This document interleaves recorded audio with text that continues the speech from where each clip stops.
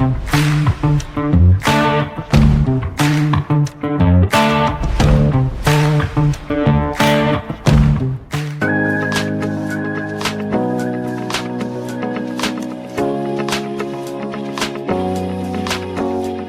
on today's episode of the podcast, I've got the fantastic, the amazing, the absolutely incredible comedy magician, Dana Daniels. Hello. Now, I've seen your Good. show at Blackpool. I've seen your show at Blackpool, and you were Yeah. absolutely amazing. But Thank what you. decided for you to become a comedy magician? Well, I started doing magic at 11 years old. I saw a magician. I was in the hospital. I had two broken legs, and a magician came up and did a magic show, and I was hooked. It was the first time I ever saw a magic show live and in person before.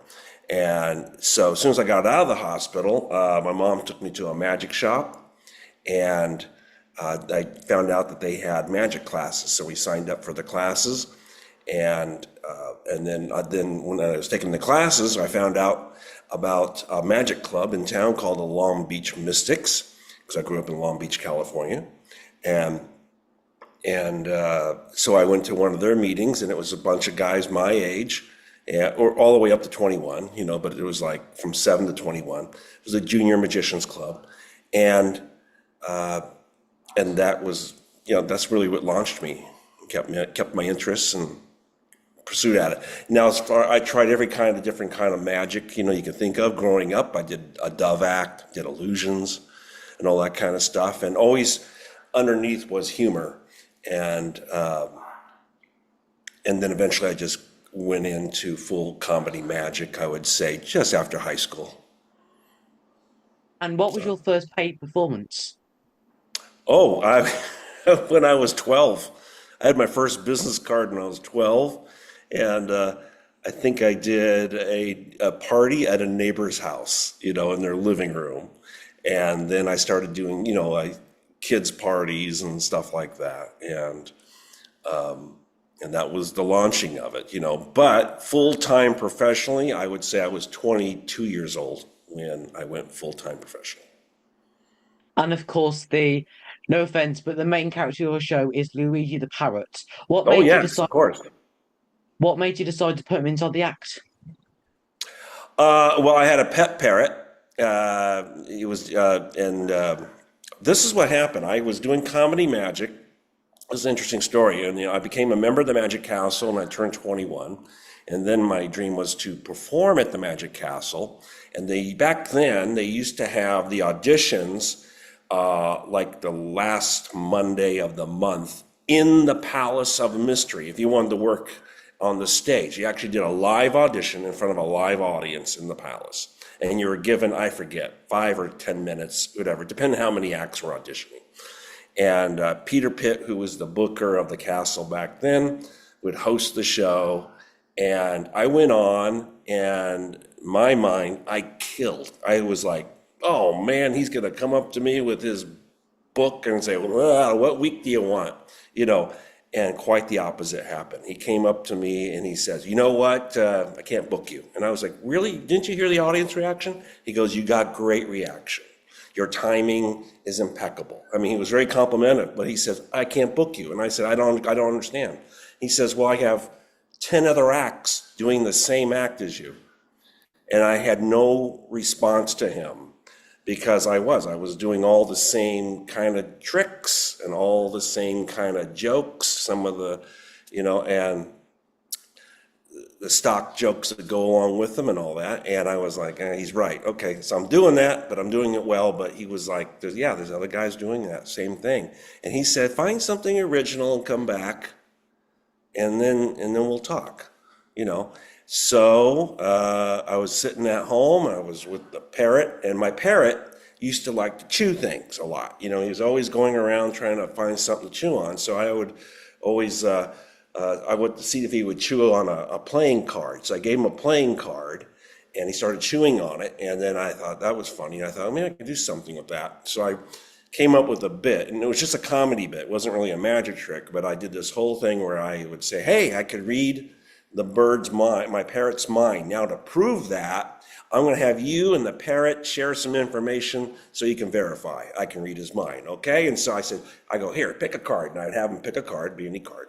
And then I go, now I'm going to show it to the parrot. I'm not going to look at it. And then as I'm showing it to the parrot next to me on the perch, and I'm saying it, and I'm start explaining what's going to happen. He's going to look at it. He's going to memorize it. I'm going to put it back in there, read his mind, and find your card. And as I'm saying that, the bird is chewing up half of the card, you know. And then I bring the card and I put it back in the deck and I give a little shuffle. And I start going through cards and I'm going, nope, nothing here. Nope, got nothing. And then I come up to the one that's whole, chewed up, and I go, wait a minute. Do you feel it too? And I go, is that your card? And they go, yeah. And that was the bit. And I would do it at home. I was still living at home at that time, and I only did it for people that came over to the house, and got tremendous laughs. And then it was my turn to host a Long Beach Mystic meeting, or a meeting was coming up that month. And my mom said, she nudged me. She said, you should do that thing with the card, the bird chewing the card. And I was like, that's funny in the living room, but on stage, I don't know. And then, but I said, well, let's give it a try. So I brought him, I tried it, and it was like, it was a game changer. It was like a more response than anything I ever done for them before. And so a lot of them were saying, more bird, So I went home, I threw my act away, and I thought, okay, what can I do with Luigi, the psychic bird? My bird's name was Luigi. And so I just tried to list a bunch of tricks I think would work that I could do and all that. And over the years, I still do that. I still look for tricks and stuff like that. And that's how it all started. And of course, the standalone trick that you did that made me laugh so much was the newspaper thing, the parrot. What made you come up with that idea? Oh, the newspaper underneath the parrot? Yeah, well, you rip it up and then you put it Oh, yeah, the underneath. fake newspaper tear. Because we all thought, because as a room of full of magicians, we all thought you were going to put it back together. But then when you just put it underneath the parrot, what Exactly. what made you come up with that? You know what? I've been doing that. That was one of the first ones I did. I can't even remember how. I think it was because I think it was just because when I would go do a show with him, I had to put something underneath there so he wouldn't poop on their stage. And then I was like, so I was using a newspaper. Then I thought, well, wait a minute, I should make this a bit. And I just thought, well, let's just pretend I'm gonna. It was just that kind of thought. Let's pretend like I'm going to do a newspaper tear. Because even lay people have seen that trick a million times. So it still plays with lay. It kills at magic conventions. When I used to perform in Maui at Warren Annabelle's, the act before me did John Chirac. He does a great newspaper tear, man. It is killer. And he would do it. And it was like, he's going, oh man, is that going to conflict? And I go, no, it's going to make it funnier. And I said, you do your newspaper tear, it's fantastic. Then I'm going to come out. And then what I would do, I would use his music. Yeah. So they're all kind of going, and I would say, here's something you've never seen before. Then his music comes on, I bring out a newspaper, and that got a big laugh. And then I started doing that. And I kind of mimic John's moves a little bit, just for that bit there at that club. And then when I would put the paper underneath the bird, they would just, got it killed. Yeah, I'm glad you like that. Yeah, it's one of the first original routines that I put in the show. And again, not a magic trick. It was a gag. There's a lot of magic gags in there, and then it was, but. So, And of course, you perform with the illusionists. What yeah. helped you out with performing the illusionists? I'm sorry, what was that?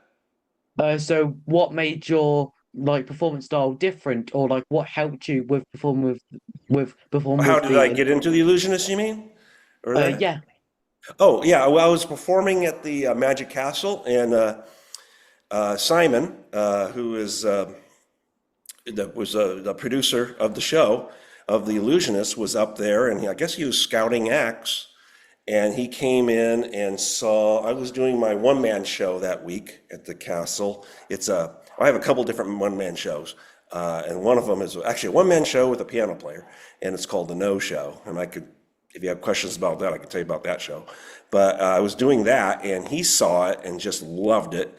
And then he said, afterwards, he says, "I'd like to put you in The Illusionist." And I was like, "Oh yeah, I've been wanting this to happen." I was like, been trying to get on their radar for a while, and he said, "We're going to go on a tour in Australia this January or December and January, and this is like the summertime." And he goes, "This summer, this December and January." And I said, "Oh," I said, "You know what? And I was already booked for a tour through I forget where, Arizona. I think I had a big tour at different places, and like 20 different gigs, and he says, "Well, this is The Illusionist. Cancel it." And I said, "I can't." I said, "I got a contract and they've advertised it and they went." I said, "This was booked a while ago and they went through a lot of trouble." I said, "You're killing me." I said, I really want to do your tour, but I said, I can't. Listen, I said, "Simon, if you booked me and someone said that, hey, cancel it so I could do," I said, "I wouldn't cancel on you." I said, "So I hope you respect that." And he did. And he says, "Well, we'll call you later." So I turned it down, actually, the first time they offered. And then luckily, he did call me the following year, and he says, "We're doing another tour. This time we're going to Dubai and Abu Dhabi and Doha, and then we're going to go tour Australia again, and we're going to do the Sydney Opera House and all that." And I was like, "Oh boy!" And so I signed up and I did that, and it was great. And the show we did, our version of The Illusionist was called. Well, back then it was called Illusionist 1903 when it first started. And then they later changed it to, when we went on Broadway, to Turn the Century. And that's because they came out with another show called Circus 1903, and I don't think they wanted to confuse people with the titles. But anyways, it was a period show. So we're all dressed like turn of the century, 1900s, turn of the century, and all that. So I had, a lot of us wore fake mustaches, and I had a straw hat and a long coat and all that. Looked really cool, and all the other guys looked amazing. The costumes and the cast was amazing. We had Rick Thomas, Mark Kalin, and Ginger, Charlie Fry. We a bunch of trying to remember all their names. Anyways, it was a great. Tommy and Amelie, the clairvoyants. So it was, it was a great show, and we just toured all around the world. It was a great experience. And what did you get out of performing with The Illusionist? Well, I got to be friends with lots of acts I never. Well, some of those acts I met before. Actually, Mark Kalin and Rick Thomas were also Long Beach Mystics when I was a kid. There was 3 acts in the show that were former Mystics in Long Beach, which was kind of wild. And then we all known each other since we were like 12, 13 years old. And I always wanted to meet Charlie Fry, so I got to know Charlie Fry, and that was, I've always been a huge fan, and so now he's like a really dear friend. And then the clairvoyants are dear friends of mine now, and so that I got out of it, and I got to see different parts of the world. I mean, Dubai is an amazing country and all that. And the show production was off the charts. We had a live band. We were the only illusionist show that had a live band, and just the production, the costumes and the sets and everything were just amazing. And then we went to Broadway, and it's like, performing on Broadway was never on my bucket list, just because I just never thought that was a thing. I always thought Broadway was singers, dancers, and actors, and after we did the tour, when we finished the tour in Australia, they said, "We're going to be doing Broadway next year in December, or November and December, and at the Palace Theater, which is legendary."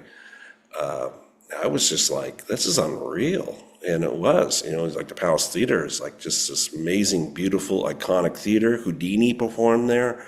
The Marx Brothers, that was really impressed me. It was a big Marx Brothers fan.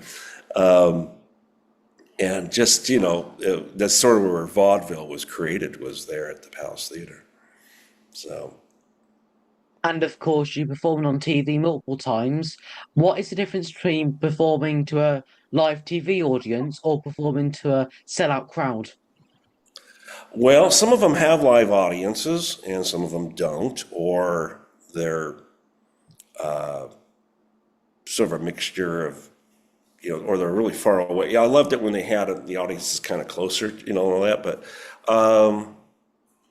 you have to really make sure your timing is to, what they want. If they want,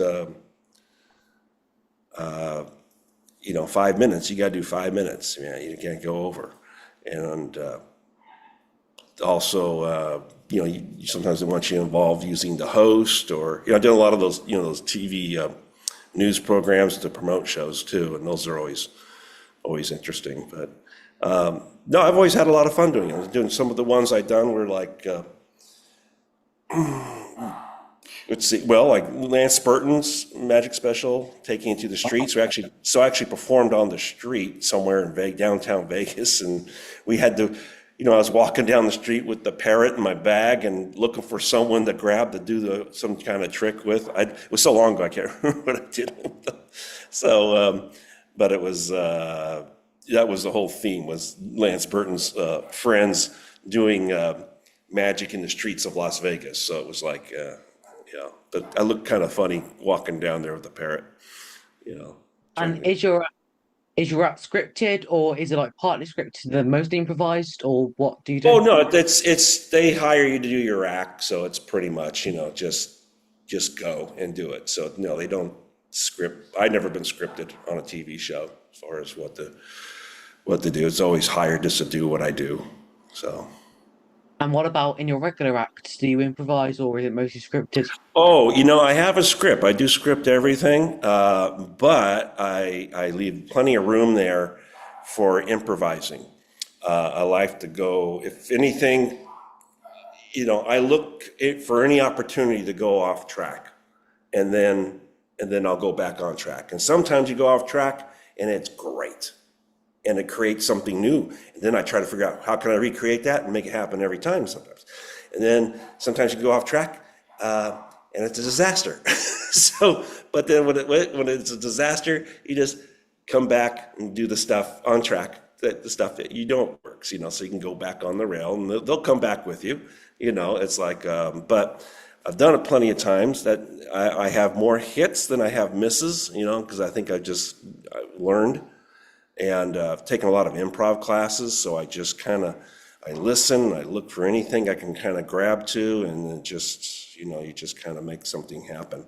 And, I'm working this week out here in San Antonio, Texas, and it's been an interesting week. I had a lady on stage that spoke French, and she didn't speak English. And I did not know that until she got up there. And I'm doing a trick where it's a magazine test trick where she has to pick a word. And it was, I have to say, interesting. But I was halfway going, oh boy, maybe I should go sit her down and get somebody else. And then I thought, nah, let's go for it. Maybe this will be fun. And it was.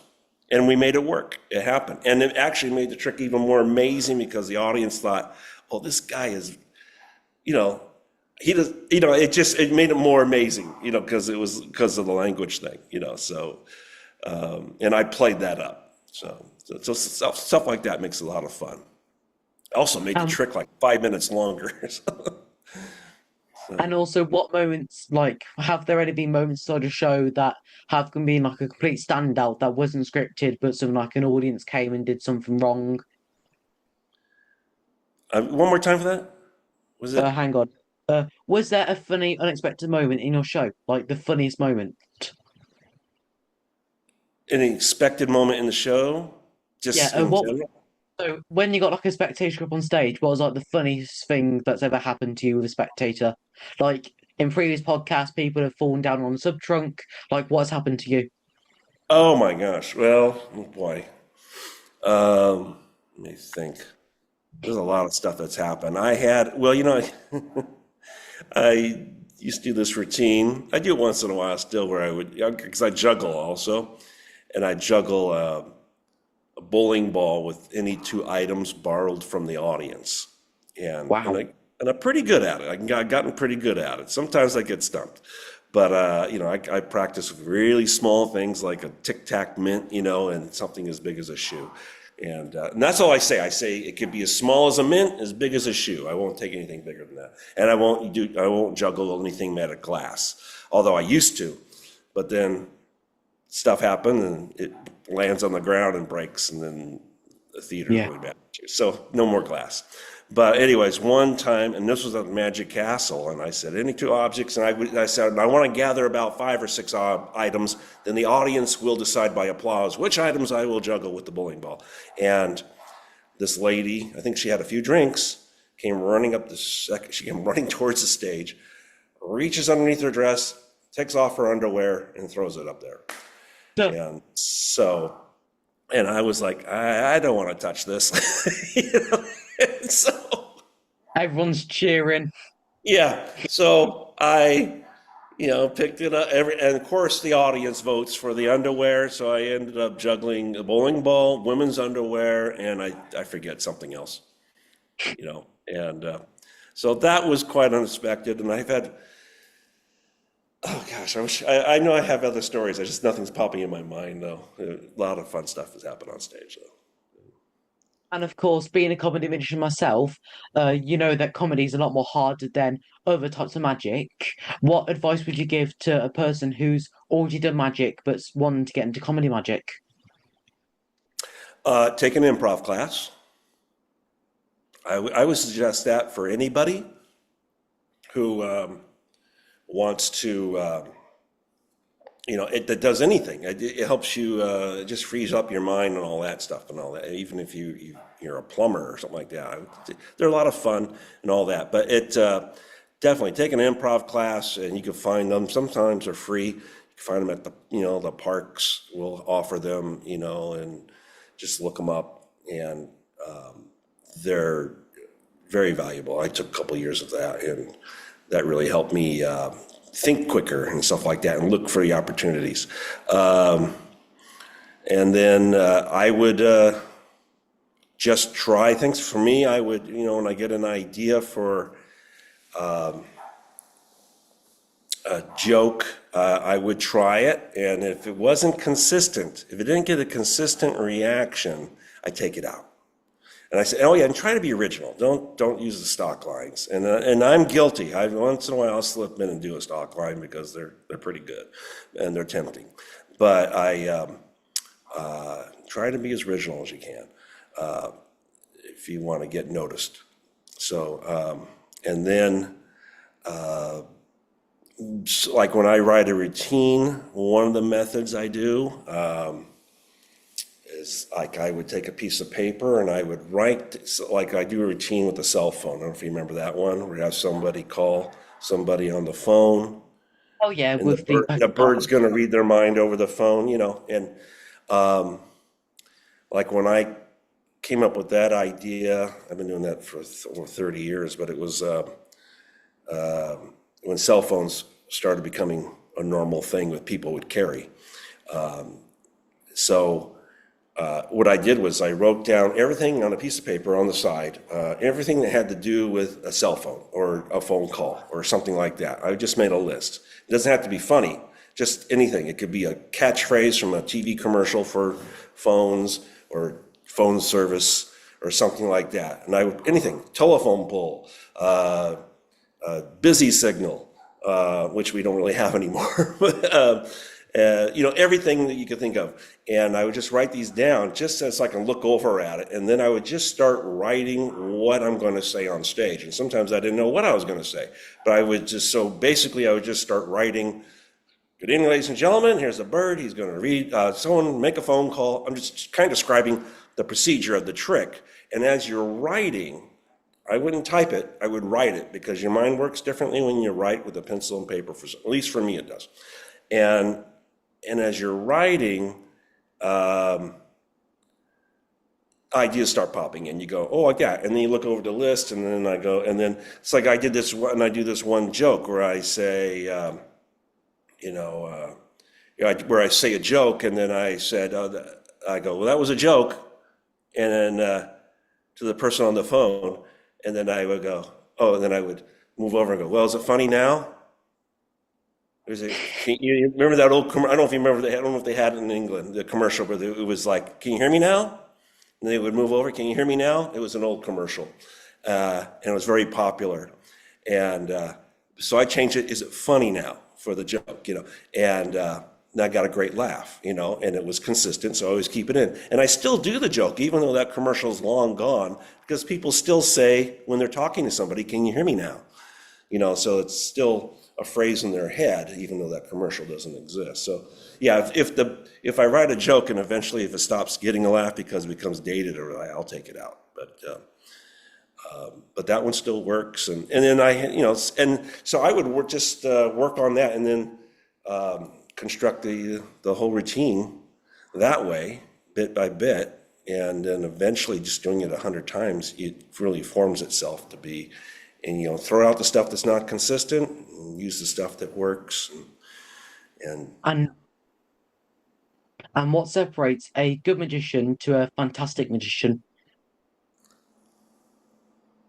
oh, well, I mean, in what sense? Because there's a lot of great magicians that are not so famous, that are and it's just, and then there's some really famous magicians that are maybe not as good as that guy. It's like it's all about I mean, marketing. if you could give, Sometimes. if you could give one advice to any magician who's wanting to go from a magician to a truly memorable, fantastic magician, what would it be? Uh, well, it's pretty basic advice. It's like, first of all, perform as much as you can. Get in front of an audience and perform as much as you can. And early on, I would do tons of practically free shows, or shows for dinners, at places and all that. They used to have back when I was first starting this act, there was a thing, it was a trade magazine for the entertainment industry, and in there they used to have a listing of a bunch of different places they had showcases. And basically the showcases were, you show up and you're in front of an audience, and maybe it was like a competition. So the first actor would win $100, second act $50, and the third act we get a free dinner at the restaurant that this show was at. And let me tell you, I got a lot of free dinners. So, when I started, because I was trying out new stuff, and it's that old thing, you got to be bad before you're good. I mean, and I was doing reasonably well with that, but I was just from the audience. I was trying new jokes, this and that, just seeing what lands, what doesn't, and then you start getting noticed, and and then being persistent. I was very getting my stuff out there, and making myself available. Oops, sorry, someone was calling me. Um, so stuff like I remember there was this show called Sugar Babies, and it was a Broadway show at one time, and then it went on the road, and then it became like a dinner theater. And the first dinner theater production of it was really down the street from where I lived in Anaheim, California. And I thought, oh, I want to be in that show, because it was like a burlesque show, is like a kind of like an old variety show with strippers and stuff like that. And they always had comedians, and they had variety acts. So this show had open for a variety act. And in the trades, it said the auditions for the dancer was Monday, the comedy actors was Tuesday. Variety acts, submit your video and send your video, mail your video to here. So this is when acts were on videotape. And I was like, wow, something, this is like down the street from me. And it's so much better if you see my act live and in person, rather than, through the videotape. I mean, the videotape's pretty good, but it's live. Nothing beats live. So I went to the dancers audition on Monday in my full costume with the parrot, and I sat in the hallway with the dancers. They're all stretching, doing their stuff. The director comes out, he's calling in dancers one at a time, and he kind of looks over at me and what, like that. And then he comes out again, and then he comes up to me and goes, "Can I help you, sir?" And I said, "Yeah, I'm here to audition to be your variety act." And he goes, "Well, this is dancers only." And I said, "Great, no competition." You know, yeah.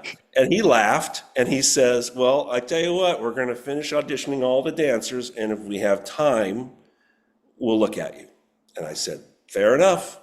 So, and I was there all day. And then the last dancer left and they said, "Yeah, come on in, Mr. Daniels." And I came in, did my act, I got hired. And I think that's what pushed me over the top. And there was a lot of other really good acts that I found out later that sent their videos in to be in that show. So that was like a little persistence, just to kind of stick out and stuff like that. So, And of course, we ask our Instagram followers online the questions that you'd like me to answer to our guest. And oh, sure. this question was by Macaulay. Who is your favorite magician and why? Oh, well, see, there's so many. Yeah, you know what? Mike Caveney has always been a hero of mine. And he was a Long Beach mystic as well. When I was, Mike's about probably 10 years older than me. And he was just, he was like one of the first comedy magician guys that I watched, and I just admired his, and everything he did was original and funny and all that. So him, and also I would say Steve Martin, because like I mentioned, when I was around 18 or whatever, I started doing focused more on comedy magic, and that's around the time I saw him perform. Actually, maybe it was a few years before that. I saw him I saw him on a talk show, and he wasn't super famous by that time. But he was on there, and he was doing a comedy magic act on a show called The Mike Douglas Show. It was like an afternoon talk show. And I was like, "Oh, good, a magic act." And he did no magic. Everything was just comedy shtick. But I was laughing, and that kind of opened my eyes. It's like, and so that I would say was probably my biggest inspiration was watching him. So, one final question. Where can people watch your fantastic material? My website is danadaniels.com. Okay, and on there, I do put on like where I'm performing publicly and all that. So they want to catch me. Like this week, I'm at the Magic Saloon in San Antonio, and then I got coming up where I'm going to be at the Hand and Eye in Chicago, and that's that new club, and a few other places here and there, Magic Castle and that. So, you want to? They can go there and find out that information, or if I'm performing on TV or something like that. Don't do as much TV today as I did before. That's just by choice. Thank you so much for being on the podcast, Dana. Oh, thank you. Thank you very much. And My pleasure. thank you so much for watching this video.